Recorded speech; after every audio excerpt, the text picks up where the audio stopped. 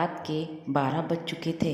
माँ कभी दरवाजे की तरफ देखती तो कभी एक नज़र घड़ी की तरफ। माँ की आंखों में और चेहरे पर चिंता साफ नज़र आ रही थी।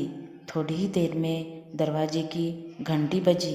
माँ ने काफ़ी तेज़ी से दरवाज़ा खोला और सामने बेटे विक्रम और बहू मान्यता को देखकर पूछा, इतनी देर क्यों हो गई? मैं कब से तुम्हारी राह देख रही थी। माँ, मैं अब छोटा नहीं हूँ, तुम मेरी चिंता मत किया करो। विक्रम घर के अंदर प्रवेश करते हुए बोला, बेटा कितना भी बड़ा हो जाए माँ के लिए छोटा ही रहता है। चलो छोड़ो, हाथ पैर धो लो, मैं तुम्हारे लिए खाना लगा देती हूँ। माँ ने दरवाज़ा बंद करते हुए कहा।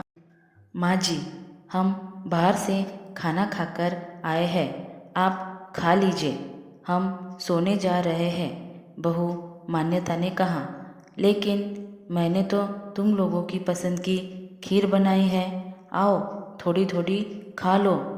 माँ, तुझे एक बार में समझ में नहीं आता क्या? तेरी बहू ने कहा ना, हम बाहर से खाना खाकर आए हैं, क्यों परेशान करती है? जा तू खीर खा ले और सो जा, और हमें भी शांति से सोने दे। माँ अकेले कैसे खीर खा सकती थी और उसे बिना खाए नींद कैसे आ सकती थी, क्योंकि बेटे के इंतज़ार में उसने भी कुछ भी नहीं खाया था। वह किचन में गई, एक गिलास पानी पिया और अपने रूम में चली गई। सुबह 10 बजे विक्रम की आंखें खुली। बाजू में मान्यता अभी भी सो रही थी। विक्रम हाल में आया तो लैपटॉप के पास रखी एक चिट्ठी पर उसकी नज़र पड़ी।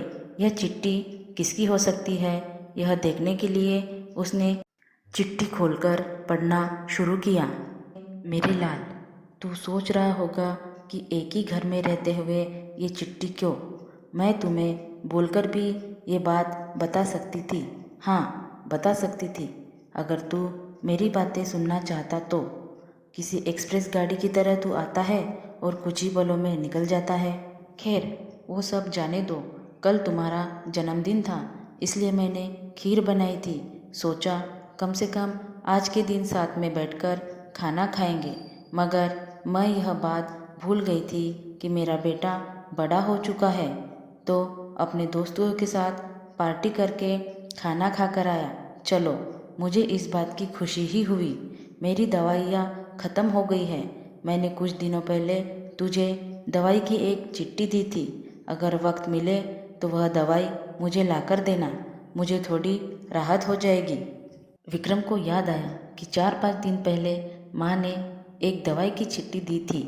उसने अपने ऑफिस के बैग में जाकर उस चिट्ठी को तलाशा और उसे खोलकर देखा। उसमें लिखा था, मुझे ऐसी दवाई लाकर दो जिससे मैं अपने बेटे को भुला सकूं। विक्रम को रियलाइज़ हुआ कि मुझसे बहुत बड़ी गलती हो गई है। उसकी आंखें नम हो गई। वह तुरंत अपनी माँ के कमरे की तरफ दौड़ा। सबसे पहले उठ जाने वाली माँ आज क्यों नहीं उठी थी, देखकर उसे आश्चर्य हुआ। उसने माँ को उठाने की काफ़ी कोशिश की, लेकिन माँ एक गहरी नींद में सो चुकी थी।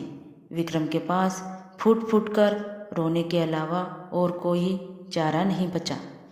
दोस्तों, यह कहने की ज़रूरत नहीं है कि माँ बाप जीवन में कितने मूल्यवान हैं। उनके रहते हुए ही उनकी सेवा करो, उनसे प्यार करो। वह चले जाएंगे तो कुछ नहीं कर पाओगे। धन्यवाद दोस्तों।